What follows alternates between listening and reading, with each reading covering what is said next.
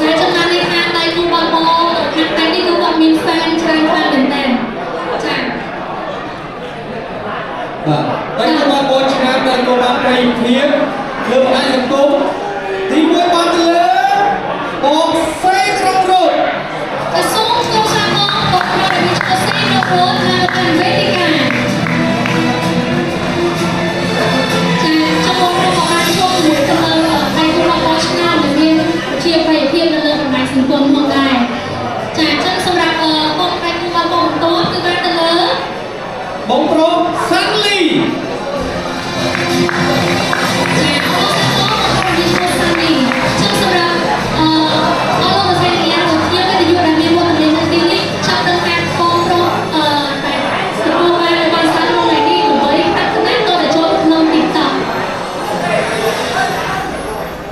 ដៃគូបងប្អូនឆ្នាំដៃគូបានជាប្រយោជន៍ភាពទៅលើបណ្ដាញសង្គមទី3បានទៅលើ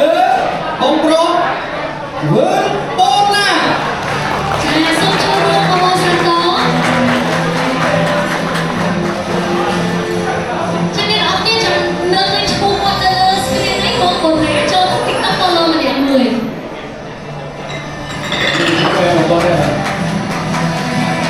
ចាសម្រាប់បងប្រុសបន្ទាប់គឺបានទៅលើបងប្រុសដែលមានឈ្មោះប៉ៅសំអូនចាបងប៉ៅសំអូនបានជើចូលមកតែក្នុងនេះចាបងកំពុងតែធ្វើដំណើរសន្សំមកកាន់វេទិកាហើយ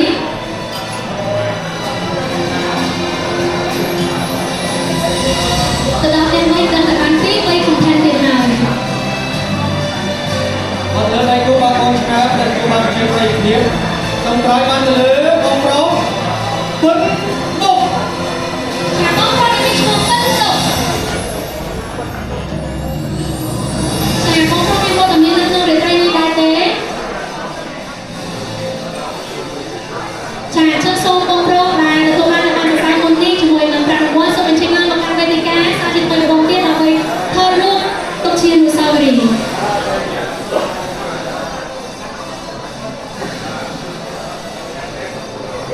ចាអញ្ចឹងបងប្អូនដែលមានវត្តមាននៅទីនេះកុំភ្លេចចូលទៅ follow បងប្អូនFacebook បងប្អូនម្នាក់មួយផង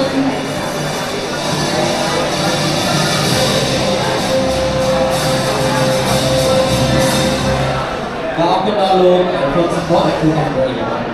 ចាសូមអរគុណកម្មវិធីបន្ទាប់គឺកាន់តែរំជើបរំជួលហើយយើងមិនតែមានរង្វាន់នេះ